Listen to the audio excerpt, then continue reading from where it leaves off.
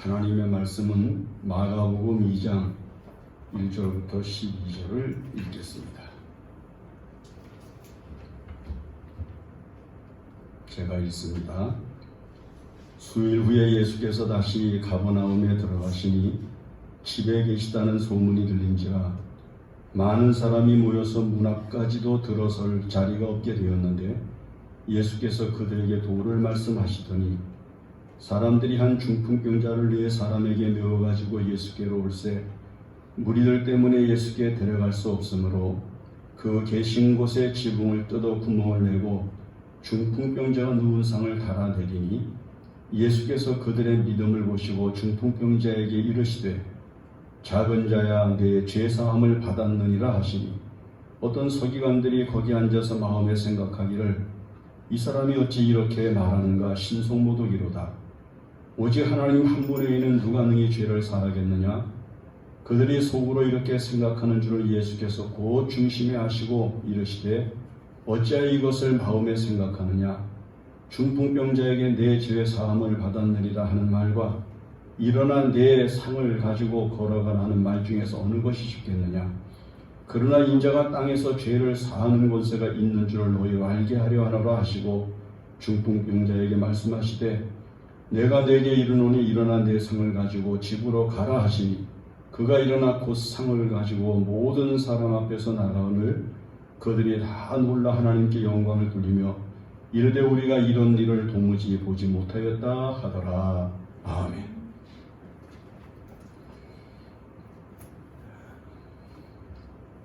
유태인으로서 개신교 목사로 활동을 하시는 베니힌이라고 하는 목사님이 계신데 그분이 우리나라에도 참 많은 책이 소개가 되어 있습니다. 20권이 넘는 책이 소개가 됐는데 이제 그분의 그 책의 전체적인 주제는 예수 그리스도의 능력과 그리고 체험에 대해서 주로 기술을 하고 있는 것을 볼 수가 있습니다. 그 베니힌 목사의 말 가운데 가장 대표적인 말이 뭔가 하면 주님, 제게는 기적이 필요합니다 라고 하는 말입니다. 우리가 살고 있는 이 땅 위에 75억이나 되는 사람들이 있는데 그 어느 누가 한평생을 살면서 기적이 일어나는 은혜를 보지 않고 살 수가 있겠습니까?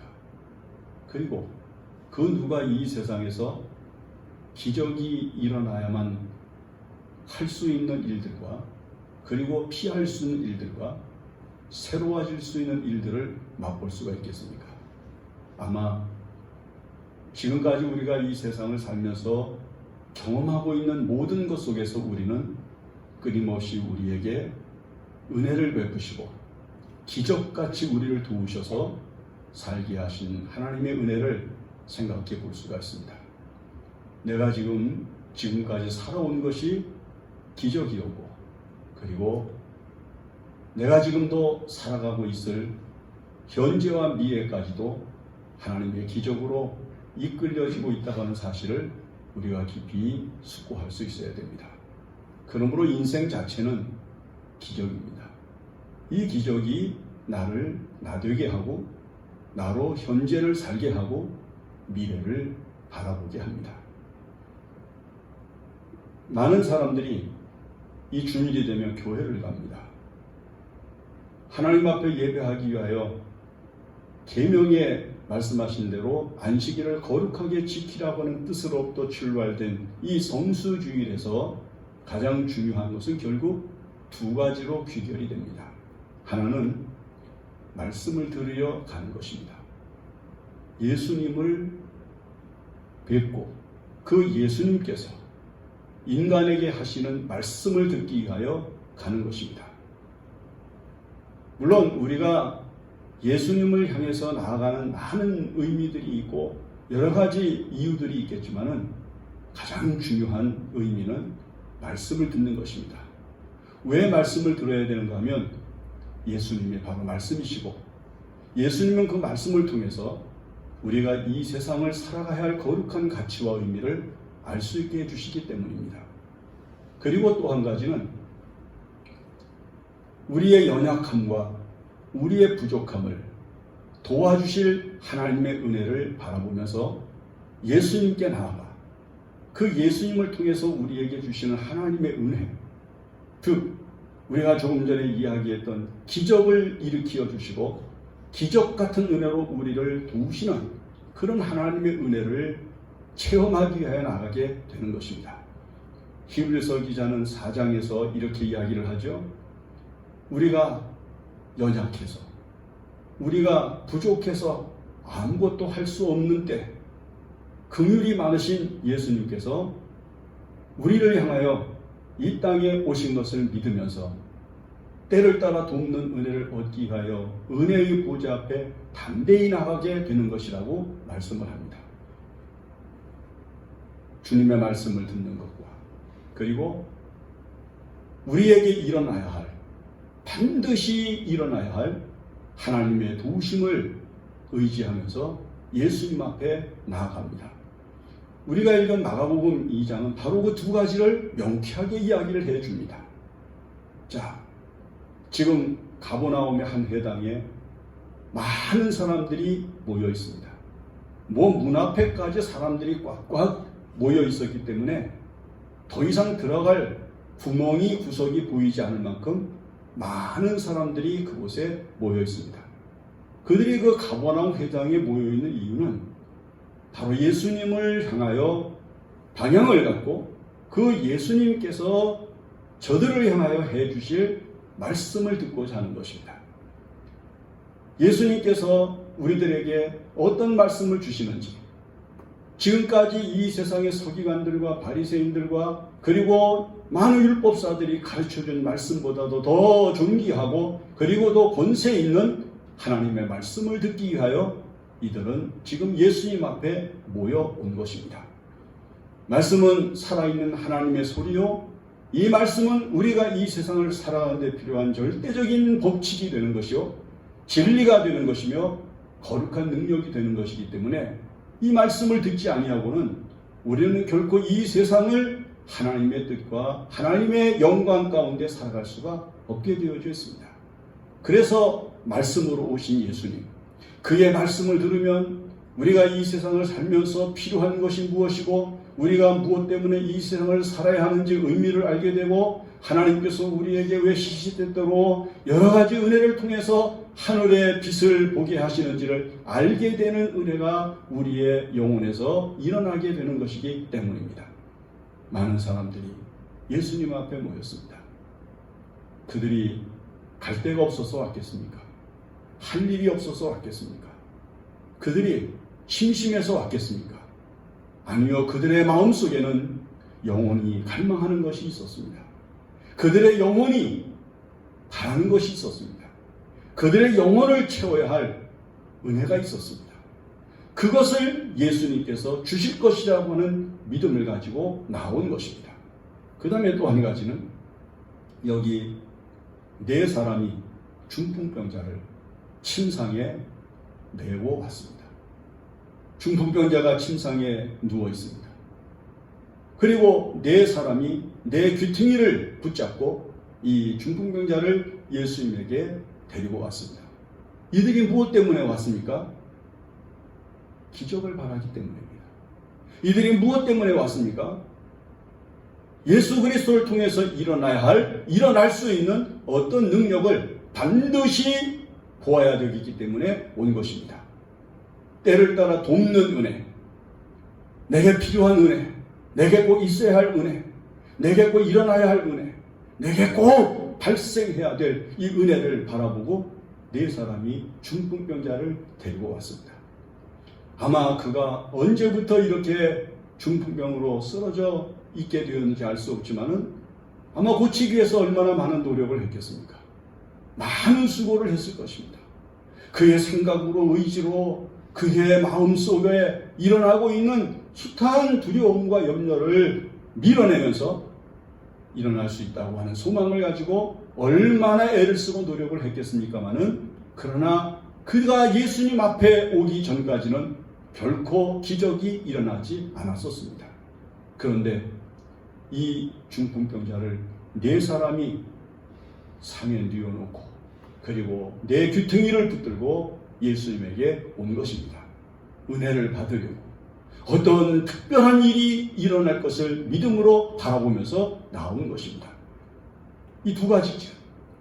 사람이 예수님 앞에 나와야 되는 이 이유, 하나는 말씀을 듣고 그리고 하나는 그 예수님을 통해서 전능하신 하나님의 능력이 나타나서 내가 원하는 것이, 내가 바라는 것이 순수하고 아름답게 열매를 맺고 이루어지기를 바라는 소망을 가지고 예수님 앞에 나아온 것입니다. 여러분, 이 네 사람이 한 행동을 보세요. 앞으로 들어갈 길이 만들어지지 않자 그들이 지붕으로 올라가고 지붕을 뜯어내고 예수님 앞에 그 상을 달아내렸습니다.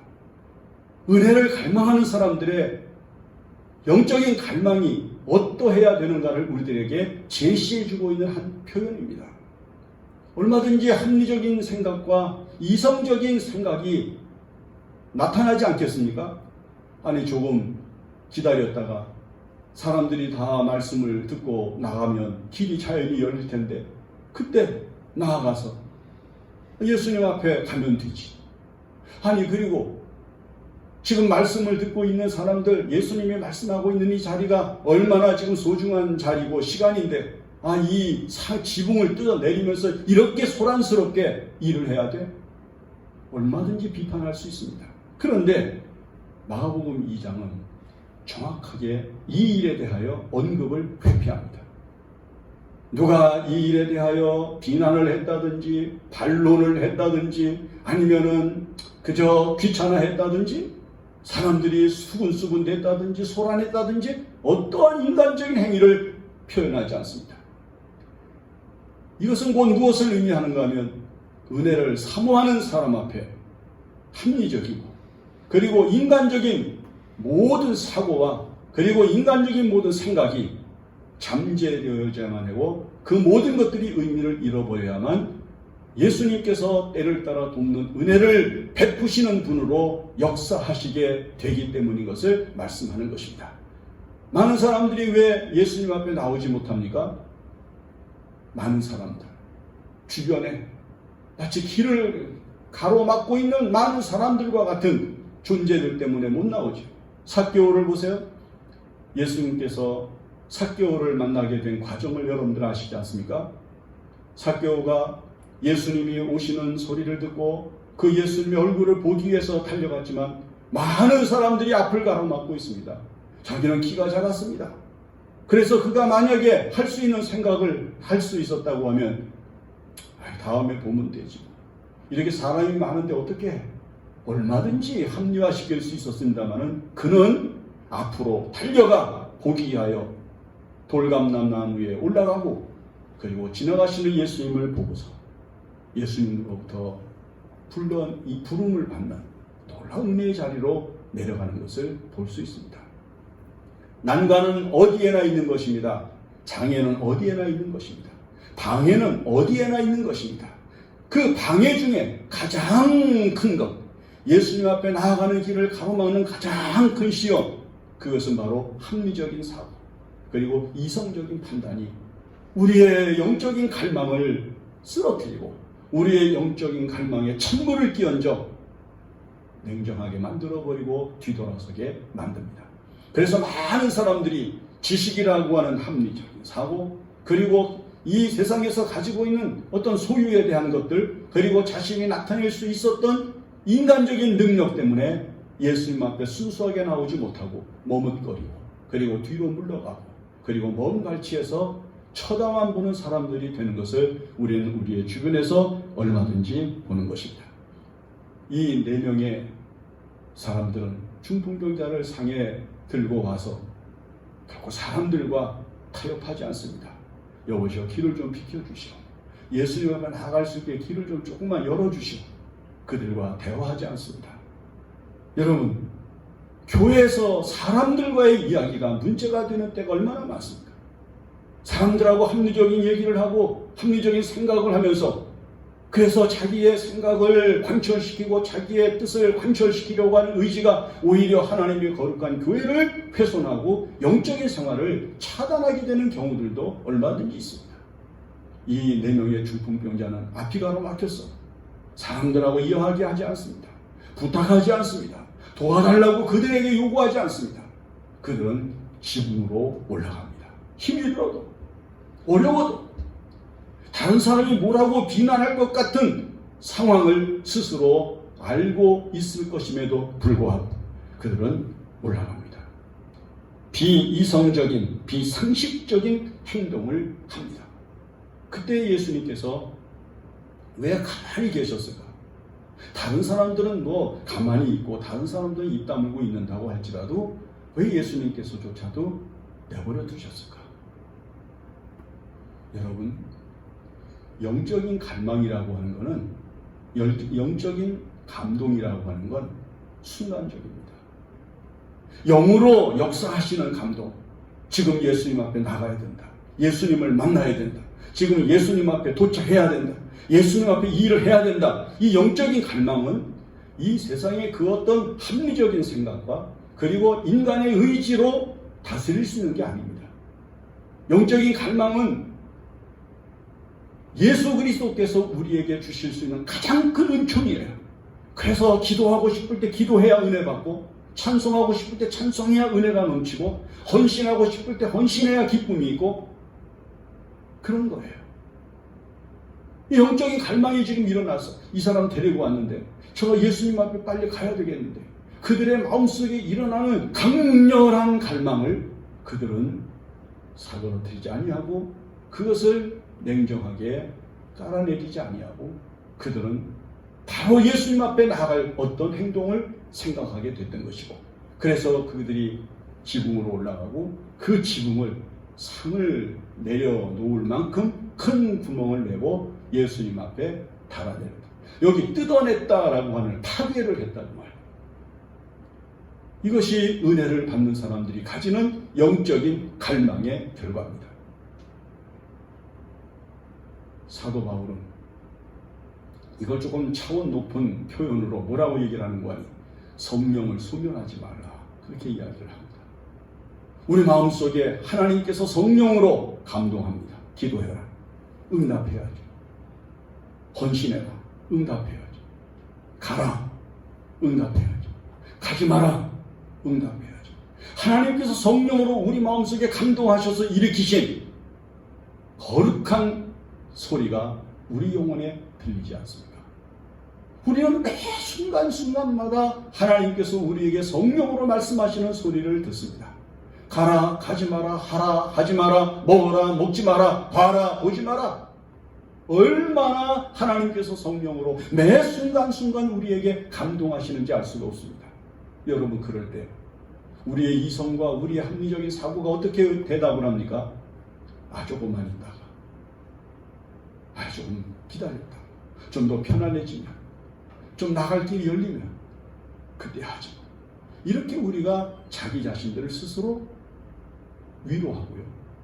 그리고 자기 자신들에게 답을 내리고 당장 해야 될 영적인 감동에 대한 응답을 끝내버리고 맙니다.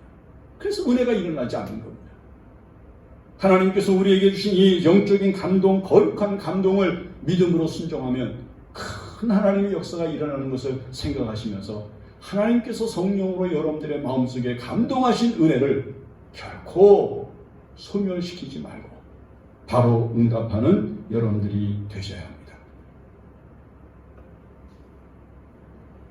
칼바르트라고 하는 사람은 이런 말을 해요. 인브레이킹이라고 하는 말을 쓰는데 무슨 말인가 하면, 하나님께서 우리를 사랑하셔서 신이 들어오실 때에는 파괴하고 들어오신다. 부수고 들어오신다. 마음, 환경, 역사를 부수고 들어오시는 분이시다. 이렇게 이야기를 해요.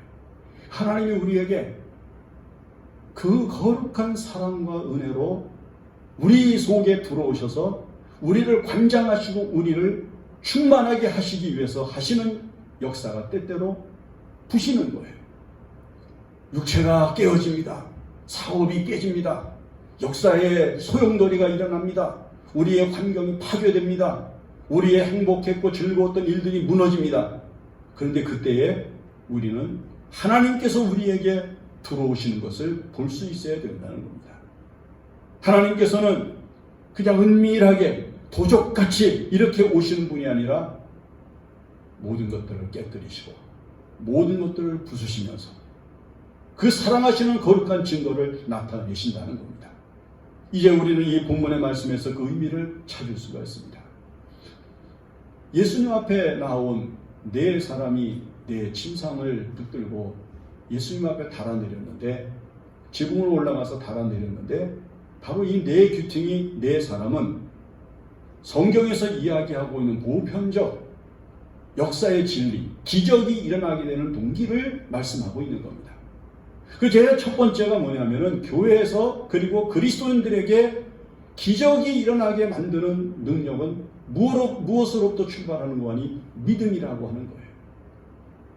네 귀퉁이 하나가 믿음이라고 하는 것이 굳게 붙들고 있습니다. 지붕까지 끌어올리고요, 지붕을 뜯어내면서 예수님 앞에 달아내리는 행동을 할 수 있는 믿음의 역사. 그래서 예수님께서 많은 곳곳에서 기적이 일어나는 곳곳에서 하신 말씀이 뭡니까? 내 믿음대로 될지어다. 내 믿음이 너를 구원하였느니라. 내 믿음의 능력이라고 하는 거죠. 믿음으로 나아가지 아니하고는 은혜를 받을 수가 없습니다. 믿음으로 나아가는 사람은 하나님께서 살아계신 것과 그가 자기를 찾는 자들에게 상 주시는 이심을 믿는 것이라고 말씀합니다. 우리가 무엇을 믿습니까? 하나님이 살아계시는 분이시고 그 하나님에게 믿음으로 나아가면 반드시 우리에게 은혜로운 일이 일어나게 역사해 주신다고 하는 것을 확신하고 나아가는 겁니다. 그래서 믿음이 있어야 됩니다. 그래서 성경에서는 믿음을 이야기합니다. 예수님이 십자가에 달려 돌아가시기 얼마 전 베드로가 예수님 앞에 이렇게 이야기를 하죠. 너희가 다 나를 버리게 될 것이다. 그때 베드로가 하는 말이, 다른 사람은 다 주를 버릴지라도 저는 절대로 주님을 버리지 않습니다. 그렇게 이야기를 하죠. 근데 예수님께서 그 베드로의 이야기를 들으신 후에 예수님께서 베드로를 향해서 하시는 말씀, 시몬아 시몬아, 사단이 밀 가부르도 타려고 너희를 청구하였으나 내가 너희를 위하여 기도하였노니 내 믿음을 굳게 하라. 이 시대를 살아가면서 우리에게 가장 필요한 것이 무엇일까요? 하나님이 살아계신 것과 하나님께서 자기를 찾는 자들에게 상 주시는 이심을 믿고 하나님을 바라보면서 소망 가운데 살아가는 것입니다. 믿음을 가지고 사는 사람에게는 실패가 없습니다. 믿음을 가지고 살아가는 사람에게는 소망이 넘칩니다. 뜨거운 열정이 충만해집니다. 그러므로 우리는 믿음의 한 구티누를 붙들고 살아야 됩니다. 왜냐하면 거기에서 기적이 일어나기 때문입니다. 믿음이 없는데 기적이 일어납니까? 그거는 세상 사람들이 이야기하는 우연이라고 하는 것입니다. 그냥 있을 수 있는 일. 그러나 예수님께서 우리의 믿음에 대하여 반응하셔서 일어나는 사건, 그것을 기적이라고 하는 겁니다. 그 다음에 두 번째가 한쪽 귀퉁이가 기도라고 하는 것입니다. 성경에서 기적이 일어난 곳곳에서 우리는 기도하는 사람들의 갈망을 봅니다. 그들이 얼마나 간절하게 기도합니까? 홍해 앞에서, 먹을 것이 없는 광야에서, 먹을 물이 없는 광야에서, 쓴물 앞에서 하나님 앞에 기도합니다. 엘리야가 사렙다 과부의 아들이 죽었을 때 그 아들을 살리기 위해서 몸부림치며 기도했던 것을 우리는 보지 않습니까? 갈멜산에서 여호와의 불이 내려서 제단을 태우고 우상의 선지자들을 모두 멸할 수 있는 능력이 나타나기까지 엘리야가 얼마나 하나님 앞에 간절히 기도했는지를 우리는 잘 알 수 있습니다. 엘리사도 마찬가지고 다니엘도 그랬고요. 힘들고 어려운 곳곳에서 다윗은 기도로 자기의 영혼과 자기의 현재를 지키면서 고난을 끝까지 감당하면서 하나님 앞에 죄를 피하여 살려고 몸부림을 치면서 기적같이 자기를 도우신 하나님의 은혜로 이스라엘 왕위를 지켜나갑니다. 오늘 여러분들에게 기적이 일어나기를 원하는 마음을 가지고 간절히 기도하는 소망이 충만해야 할 줄로 믿습니다. 벤이 말한 대로 주님, 제게는 기적이 필요합니다. 오늘 우리에게 기적이 필요하다면 기도해야 됩니다. 오늘 우리에게 기적이 일어나기를 바란다면 주님, 제게는 기적이 필요합니다. 하나님 앞에 은혜를 구하고 믿음으로 구해야 됩니다. 디기스트만이라고 하는 사람이 문소선교의 아주 대가가 됐죠. 그가 27살에 목사 안수를 받고 그가 여러 큰 교회로부터 초빙을 받았는데 하루는 목이 이상한 거예요. 감기가 걸렸는가 하고 감기 치료를 며칠 했으나 목이 회복이 되지 않아서 병원에 간 결과 진찰을 해보니까 인후암이 걸린, 후두암이 걸린 거예요. 그래서 이 디기스트만이라고 하는 이 사람, 젊은 목사가 자기를 청빙한 모든 교회들로부터 받았던 그 청빙의 즐거움을 다 내려놓고 그 다음에 수술을 해야 되겠다고 하는 의사의 이야기를 들으면서 깊은 낭만 가운데 돌아옵니다. 그리고 그가 하나님 앞에 기도하는 가운데 무슨 생각을 하는가 하면 하나님께서 나를 목사로 부르셨으니까 하나님의 뜻이 있겠지. 그렇게 생각을 하는 중에 내가 설교를 하는 목사가 될 수 없다면 문서를 가지고 선교하는 활동을 하는 게 좋지 않겠는가 해서 이 사람이 문서선교에 눈을 뜹니다. 그리고 나중에는 이 문서선교회가 미국에서 활성화되죠. 그 생각을 가지고 그가 하나님 앞에 은혜를 구하면서 간절히 기도하는 가운데 후두암이 남는 은혜까지 받게 돼요. 여러분, 우리가 이 세상을 살다 보면 위기는 얼마든지 옵니다. 우리의 힘과 우리의 의지와 우리의 능력으로 감당할 수 없는 일들이 얼마든지 일어납니다. 그럴 때 필요한 거 있습니다. 때를 따라 돕는 은혜를 얻기 위하여 은혜의 보좌 앞에 담대히 나아갈 것이니라 기도하는 것입니다. 기도하여 오늘 여러분들이 이 세상에서 얻어야 할 하나님의 능력을 기적으로 체험하게 되어야 합니다. 세 번째는 찬송입니다. 참 찬송이라고 하는 게 그냥 부르는 노래가 아니라는 말이죠.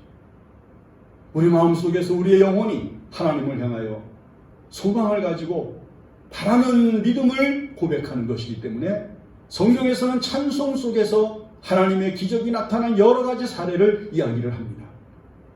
대표적인 찬송의 능력이 두 가지가 있어요. 하나는 여호람 왕 때, 이스라엘의 여호람 왕 때, 아합 왕의 아들 여호람이 왕이 되었을 때 그동안에 아합 왕에게 조공을 바치던 모압 왕 메사가 20만 마리의 양 털을 해마다 조공을 바쳤는데 아합이 죽고 나니까 안 바쳤어요. 그러니까 여호람 왕이 유다의 왕이었던 여호사밧과 에돔 왕과 동맹을 맺고 그리고 모압을 치기 위하여 연합군이 광야로 나갔습니다. 그런데 일주일, 7일 길을 가는데 물이 없는 거예요. 그래서 여호람 왕이 이제 죽게 되었다. 하나님께서 우리 새 왕을 불러 이제 광야에서 목말라 죽게 하는도다 하면서 탄식을 합니다. 그때 여호사밧 왕이 여기 여호와께 물을 만한 선지자가 누가 있는가 하고 주변의 사람에게 물어보니까 한 신하가 이야기를 합니다. 여기 엘리사라는 사람이 있습니다. 그래서 엘리사가 모셔오죠. 엘리사를 모셔다가 지금 물이 없어서 위기를 당했으니까 하나님 앞에 기도해서 도움을 달라 부탁을 하니까 엘리사가 하는 말, 여호람을 봐서는 기도 안 하겠지만 여호사밧 왕을 봐서 내가 하나님 앞에 은혜를 구하였다.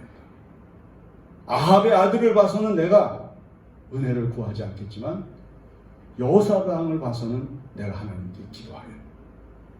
근데 그냥 기도합니까? 그냥 기도하지 아니하고 검은고를 가지고 오라고 해서 검은고 탈자로 검은고를 타게 해요.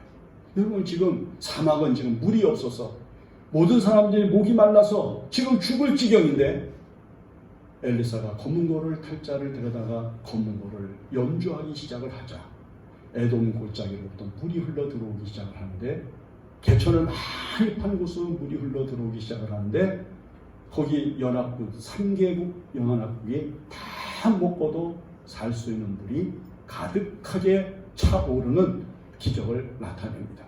그 다음에 또 한 가지는 이스라엘의 왕이었던 사울이 하나님의 신이 떠난 이후에 하나님이 부리신 악신이 야류할 때 도저히 주변의 사람들이 불안해서 견딜 수가 없는 거예요. 어떻게 통제할 수가 없는 거예요. 도와줄 방법이 없습니다. 그때의 한 신하가 사울에게 말합니다. 이새의 아들 다윗이라고 하는 아이가 있는데 그가 수금을 탈 줄 압니다. 그 아이를 데려다가 하나님이 함께하는 아이니까 왕에게 악신이 야류할 때 수금을 타면 나을 것입니다. 그래서 다윗이 오잖아요. 그래, 다윗이 지금 사울 왕 앞에서 그냥 사울이 막 정신불면증 행동을 하고 그 다음에 다른 사람을 불안하게 하는 행동을 하고 뭐 소리를 지르고 그러지 않았겠습니까? 그런 힘든 그런 행동을 할 때 다윗이 수금을 타면 악신이 떠나고 사울이 깨끗이 나서 상쾌하게 되는 역사가 나타납니다. 성경은 많은 곳에서 우리에게 찬송을 하라고 말씀을 합니다. 우리가 믿음으로 살면서 이 세상의 많은 그 어떤 노래보다도 하나님을 향하여 거룩한 노래로 찬송하고 하나님의 은혜를 노래하는 기쁨이 있을 때 기적은 일어납니다. 만약 우리에게 괴로운 일이 있다면 찬송을 불러야 됩니다. 슬픈 일이 있다면 찬송을 불러야 됩니다. 억울한 일이 있으면 찬송을 불러야 됩니다. 속상한 일이 있으면 찬송을 불러야 됩니다. 기적이 일어날 것입니다. 그 다음에 마지막은 순종이라고 하는 것입니다. 신앙에서 믿음의 역사에서 가장 중요한 대칭을 이루는 은혜가 하나가 있어요. 그것이 뭐냐면 순종입니다. 믿음은 곧 무엇을 말하는가? 하나님의 말씀에 대한 전적인 순종을 의미합니다. 의심하지 않는 것, 내 생각이 개입될 수 없는 절대 복종을 이야기하는 겁니다. 순종하면 은혜를 받고 순종하면 덕을 입으며 순종하면 진리를 좇고 순종하면 의에 이르게 되는데, 오늘날 믿음의 생활에서 가장 어려운 것이 순종이란 말이죠. 사울이 무엇 때문에 하나님 앞에 버림을 받았습니까? 하나님의 말씀을 순종하지 않았기 때문에. 순종하지 아니하고 하나님 앞에 은혜를 받을 수 있는 방법은 없습니다. 그래서 우리는 말씀대로 살려고 그렇게 노력을 하는 겁니다. 말씀으로 오신 예수님이 말씀을 우리에게 계시해 주셨을 때 그 말씀은 우리가 하나도 놓치지 아니하고 순종해야 할 거룩한 가치를 갖습니다. 우리의 사명은 그 말씀에 대하여 절대 순종하는 것뿐입니다. 그 순종하는 곳에서는 놀라운 하나님의 역사가 일어납니다. 우리가 상상할 수 없는, 우리가 생각할 수 없었던 많은 일들이 순종하는 곳곳에서 일어난 것을 우리는 기독교 역사에서 보게 되는 것입니다. 이 침상 내 귀퉁이는 바로 아무것도 할 수 없는 것만 같았던 이 중풍병자를 일어나게 하는 예수 그리스도의 능력이 나타나게 하는 거룩한 은총이 되었습니다. 그러므로 우리가 이 시대를 살아가면서 믿음을 가지고 기도하면서 찬송하면서 순종하여 예수님의 마음에 합당한 삶을 살면 우리가 있는 자리는 항상 기적이 일어나는 자리가 될 것입니다. 우리가 살아가고 있는 자리는 항상 하나님의 기적으로 꽃을 피우게 될 것입니다. 이 하나님의 기적이 오늘도 우리 앞에 놓여 있는 것입니다. 기도하겠습니다. 하나님 아버지, 예수님의 말씀을 듣게 하여 예수님께 나갑니다. 때를 따라 돕는 은혜로 우리를 도와주실 은혜를 바라고 나갑니다. 예수님 때문에 우리에게 은혜로운 일이 항상 일어나게 하여 주시옵소서. 믿음으로 기도하면서 찬송하면서 순종하여 주님의 뜻을 이루고 말씀을 이루면 반드시 기적이 일어나는 줄 믿사오니 주님 우리에게 기적을 일으켜 주시옵소서. 주님 저에게는 기적이 필요합니다. 이 마음으로 이 믿음으로 주님 앞에 나올 때 외면하지 마시고 기적이 일어나게 하여 주시옵소서. 모든 말씀을 예수님의 이름으로 기도합니다. 아멘. 공헌하십시다. 우리 참